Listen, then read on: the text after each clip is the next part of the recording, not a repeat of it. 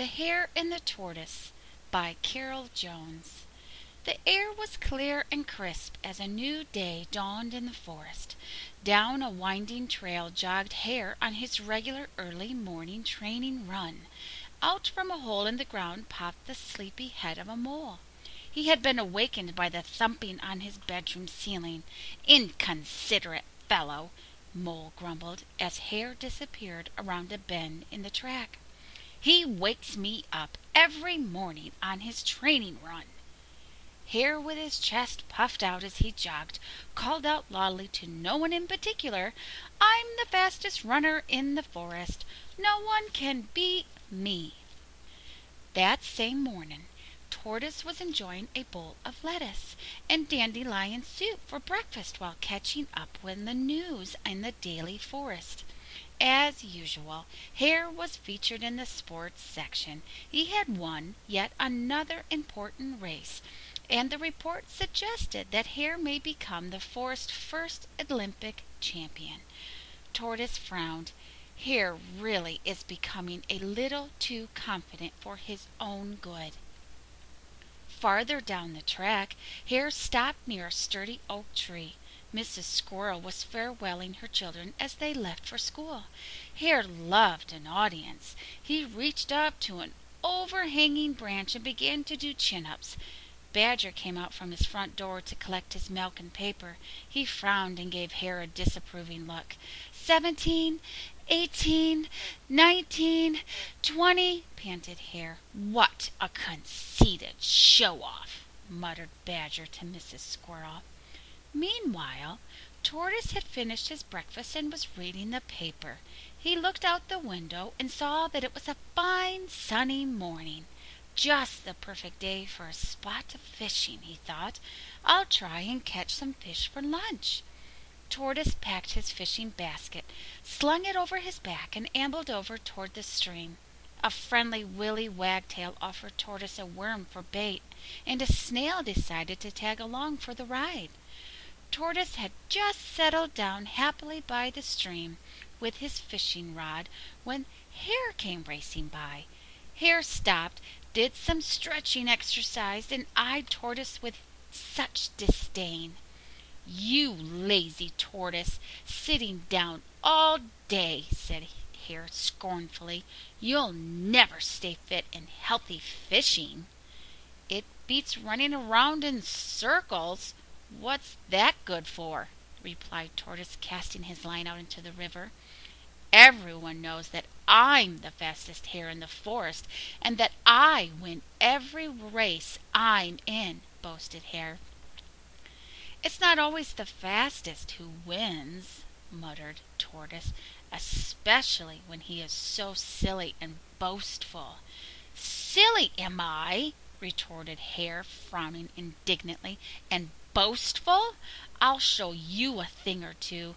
Let's settle this with a race." "Excellent," agreed Tortoise. "A race of about 10 miles would suit me fine," he said, smiling confidently to himself. Hare couldn't believe his ears. He threw back his head and laughed until tears ran down his furry face. "You're the foolish one," he chortled. "You know I'm the champion of the forest, and that no one can beat me." "We'll see," replied Tortoise. "I'll race you next Saturday at noon." "You're on," Hare said. 10 miles next Saturday. See you then." Hare raced off quickly, eager to begin with some more training. It was the day of the race. Everyone in the forest was excited about the challenge and wanted to be a part of it. Badger had appointed himself as the race referee and had nailed up the race rules. A group of young rabbits under Mr. Fox's supervision were sent out to mark the course with red flags. Mole popped his head out to see what all the activity was about. When he learned of the race, Mole became an immediate supporter of the Tortoise. "That young upstart of a hare needs to be taken down a peg or two." But Hare was not without his own support. A group of hares from his running club had turned up, ready to have a good laugh at Tortoise's expense. Hare arrived early for the race, sporting a brand new pair of air-cushioned running shoes. Immediately on arrival, he began doing an elaborate series of stretching and warming exercises.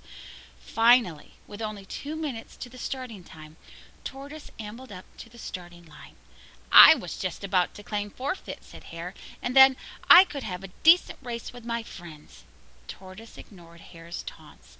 A very serious badger gave the pair the race instructions. "We'll have no jostling at the start and no cutting off," he said. "Now take your marks." Before he crouched down, Hare sneered at the Tortoise. "I'll wait for you at the finish line." "But only for 1 hour." Tortoise didn't reply, but just smiled to himself. Badger dropped a red handkerchief to start the race, and amid some excited cheering from the spectators, they were off. Hare raced away from the start like an express train.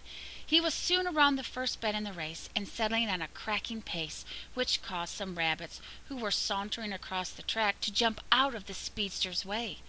"Poor old Tortoise doesn't have a chance," said one of the young rabbits. In no time at all, Hare passed the fence where Owl, one of the course officials, was sitting. "Give my regards to the Tortoise when you see him in an hour or two." Hare sniggered as he raced off toward the halfway marks. At the same time, Tortoise had just managed to drag his back feet across the starting line. Hedgehog, feeling sorry for his friend, decided he would accompany Tortoise to give him some support. A stern badger called out to the hedgehog, "If you assist Tortoise in any way, he will be disqualified." Tortoise smiled to himself. He was happy to plod along at his own pace, knowing he had friends to support him. Hare raced on, past the halfway mark. On a long, straight stretch of the course, he looked back, but Tortoise was nowhere in sight. "What a stupid race," Hare remarked to the group of spectators lining the course. "I should have never agreed to such a ridiculous challenge. It's really beneath my dignity." He was so far in the front, Hare decided to have a rest. He sat down beneath a shady tree and pulled off his new running shoes. He closed his eyes, and the sweet aromas of the forest flowers wafted past his nose and soon lulled him to sleep.